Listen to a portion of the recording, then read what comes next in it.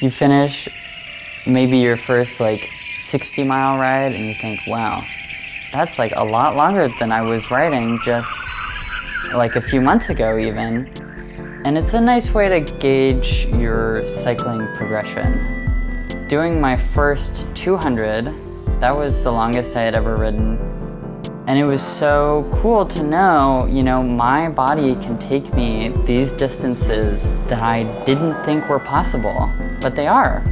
And I got myself here. It's your own power getting you these long distances. Once you get to the point where the 200's doable, well then the 300, I mean, it's not that much further, right? No. So I think there's something really inviting about that increase in distance. I think it kind of draws you in. You say, oh, there's a 600 on the calendar. I'd really like to be able to do that one day. You know, I want to be able to do these rides, these cool routes that RUSA's run up, and yeah, it's motivating.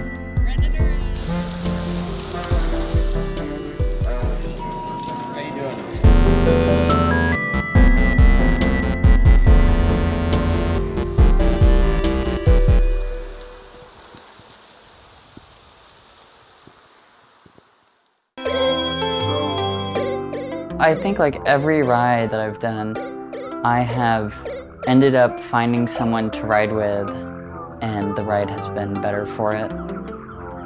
Other people are such an important part of randonneuring. People who you don't know necessarily. A range of folks who are otherwise disconnected, except for being on a rando ride together. And I would do long rides without RUSA, but I would not go as far.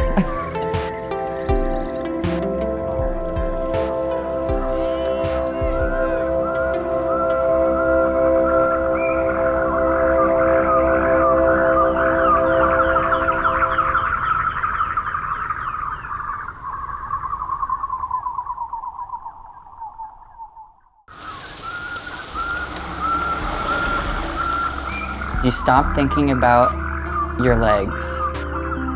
Like you're just kind of moving forward with some exertion, but you don't have to think about pedaling. You don't look at your mile counter. The stresses of everyday life start to melt away. You don't look at the speed or anything. And it's a really present moment. And I think you need the distance to get into that.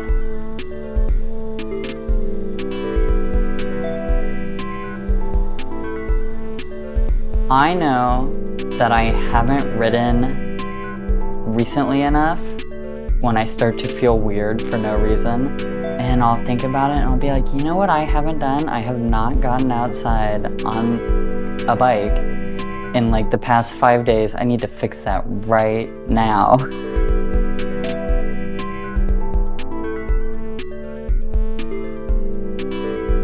It's half excitement, half nervous trepidation. The most like nervous part is just waiting for it.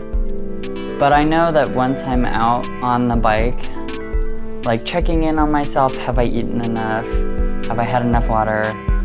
Am I warm enough? Do I need to switch layers? And then once I'm in the ride, it's just, you know, we're out for a ride.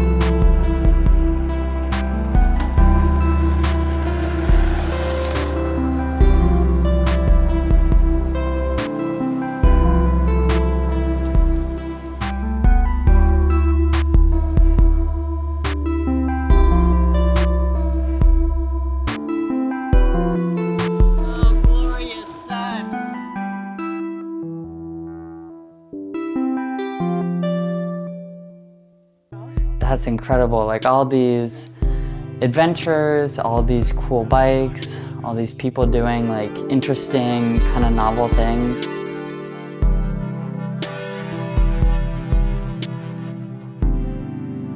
So you start with maybe a 200-kilometer ride. The 100K would be called a populaire, a popular maybe. And then the 200K is the start of like a proper brevet. And from a 200K, which ends up being about 125, 26 miles, you then move up to a 300K, which is like 180 something, almost 190.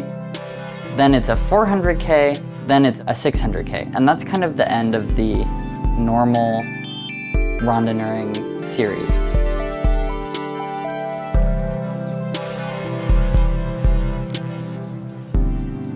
So because Randonneuring is an organized ride and there are people waiting for you at the finish, there is a time limit.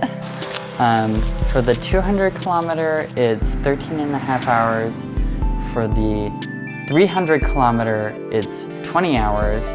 And then for the 600, it's 40 hours. From snow to sunshine in about 5 minutes.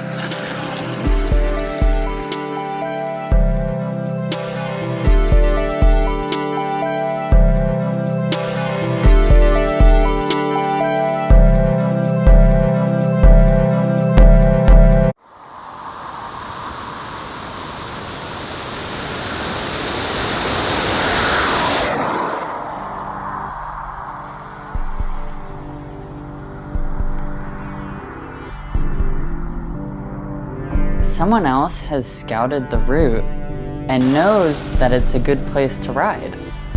And then they get to share that with you. And that's really incredible. It's made me appreciate nature that's accessible from a city center. You know, nature that's far away and well-preserved and hidden is all well and good, but getting there, you know, can be a real barrier. But with these rides, it's accessible from the city of origin. And I think that's really powerful. It like helps remind me that trees and mountains are still right here. And I think that's, yeah, it's really important.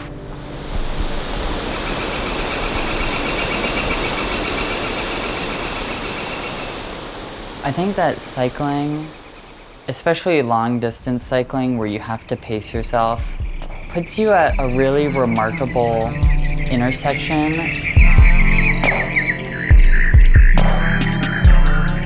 It's not so fast that you miss what you're going through, but it is fast enough that you can really cover some incredible distance and see the way in which the land changes.